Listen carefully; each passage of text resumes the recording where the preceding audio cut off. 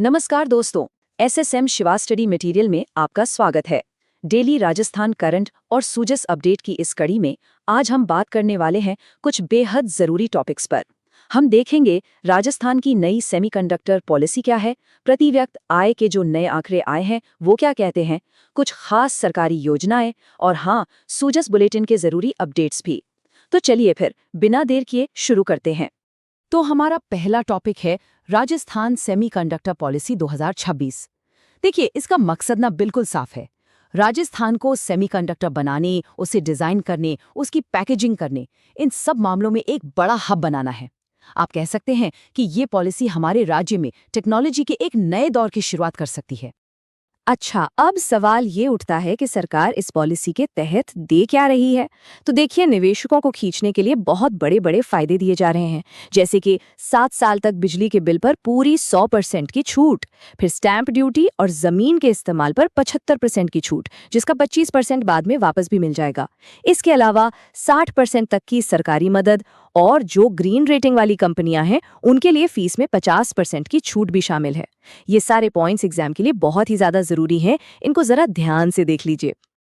देखिए, तारीखों से जुड़े सवाल तो एग्जाम्स में अक्सर ही आ जाते हैं, इसलिए इन 2 तारीखों को तो दिमाग में एकदम फिट कर लीजिए। पॉलिसी को मंजूरी कब मिली? 21 जनवरी 2026 को, और ये लागू कब हुई? 18 मार्च 2026 को।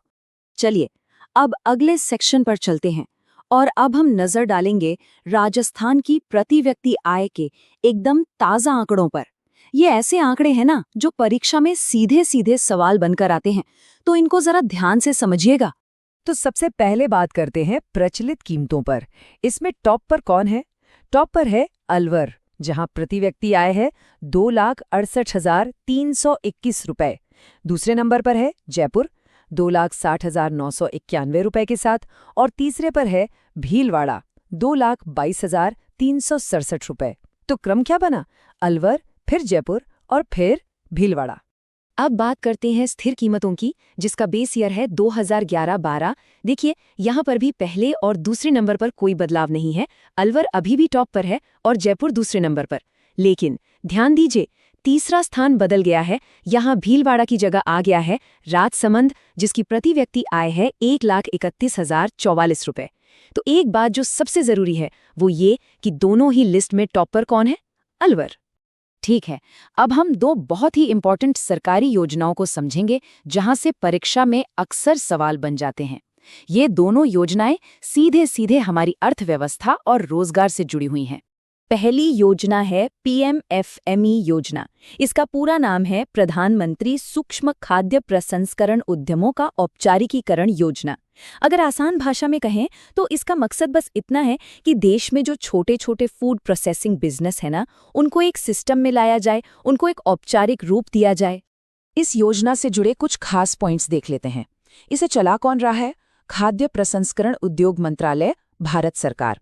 ये योजना 2020-21 से 2025-26 तक के लिए है। और सबसे जरूरी बात, इसमें केंद्र और राज्य के बीच जो खर्च का बंटवारा है वो 60-40 का है। मतलब 60% केंद्र सरकार देगी और 40% राज्य सरकार।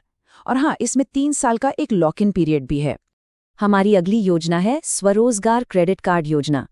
देखिए, ये योजना उन छोटे उद्यमियों और स्वरोजगार करने वालों के लिए बहुत फायदेमंद है जिन्हें अपना काम शुरू करने के लिए पैसों की जरूरत पड़ती है। चलिए देखते हैं इसके बारे में।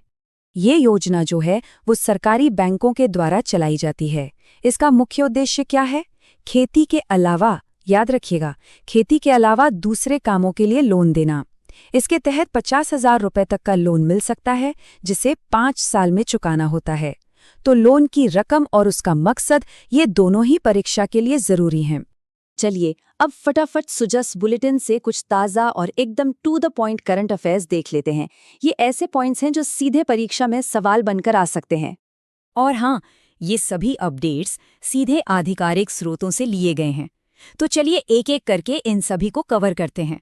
हाल ही में जयपुर में एडिसन ओपन पोलो चैंपियनशिप हुई थी, तो इसकी विजेता टीम रही है जयपुर अचीवर्स और रनर अप रही जिंदल पैंथर्स। जानते हैं आप, खेलकूद से जुड़े ऐसे सवाल अक्सर परीक्षा में पूछ लिए जाते हैं। खेल जगत में एक और बड़ी नियुक्ति हुई है। अजीत सिंह राठौर जी को राजस्थान फुटबॉल संघ का नया अध्यक्ष चुना गया है, और वो भी निर्विरोध। ये नाम बहुत जरूरी है, इसे कहीं नोट कर लीजिए। और अब एक बहुत ही मजेदार और एक्साइटिंग खबर। राजस्थान को अपना पहला डायनासोर पार्क मिलने जा रहा है, और ये कहाँ बनेगा? ये बनेगा जोधपुर के मंडोर गार्डन में। ये सवाल तो मान के चलिए कि आने वाली परीक्षाओं के लिए एक बहुत ही तगड़ा कैंडिडेट है। तो भाई, अब तक हमने जो कुछ भी पढ़ा है उसको दोहराने का और अपनी तैयारी को परखने का टाइम आ गया है। चलिए कुछ प्रैक्टिस क्वेश्चन सॉल्व करते हैं। सवालों पर जाने से पहले आइए इन सबसे जरूरी पॉइंट्स को एक बार फटाफट देख लें। सेमीकंडक्टर पॉलिसी में 7 साल की बिजली छूट। प्रति व्यक्ति आय में टॉप पर कौन? अलवर। पीएमएफएमई का अनुपात 60-40। स्वरोजगार क्रेडिट कार्ड की लिमिट कितनी है? 50,000 रुपए। फुटबॉल संघ के अध्यक्ष अजीत सिंह राठौड़, और पहला डायनासोर पार्क जोधपुर में। चलिए अब तैयार हो जाइए सवालों के लिए। पहला सवाल है, पीएमएफएमई योजना के तहत केंद्र और राज्य के बीच खर्च का अनुपात क्या है? सोचिए, इसका सही जवाब है ऑप्शन सी, 60-40। अगला सवाल, 2024-25 के लिए प्रचलित कीमतों पर राजस्थान में किस जिले की प्रति व्यक्ति आय सबसे ज्यादा है? हमने अभी पढ़ा था, याद कीजिए। सही जवाब है डी, अलवर। तीसरा सवाल, राजस्थान का पहला डायनासोर पार्क कहाँ बनाया जाएगा? और इसका सही जवाब है ऑप्शन बी, जोधपुर। और अगर जगह पूछ लें तो मंडोर गार्डन। और हमारा आज का आखिरी सवाल है, हाल ही में राजस्थान फुटबॉल संघ का अध्यक्ष किसे चुना गया है? इसका सही जवाब है सी, अजीत सिंह राठौड़। चलिए इस सेशन को खत्म करने से पहले एक सुपर फास्ट रिवीजन करते हैं, ताकि ये सारे फैक्ट्स आपके दिमाग में अच्छी तरह से बैठ जाएं। सेमीकंडक्टर पॉलिसी में बिजली छूट कितने साल की? 7 साल। प्रति व्यक्ति आय में टॉपर कौन है? अलवर। पीएमएफएमई का अनुपात 60-40। स्वरोजगार ऋण की सीमा 50,000 रुपए। डायनासोर पार्क कहाँ बनेगा? जोधपुर में। और फुटबॉल अध्यक्ष कौन है? अजीत सिंह राठौड़। बहुत ही बढ़िया। तो आज के लिए बस इतना ही। हमारे साथ जुड़ने के लिए आपका बहुत बहुत धन्यवाद।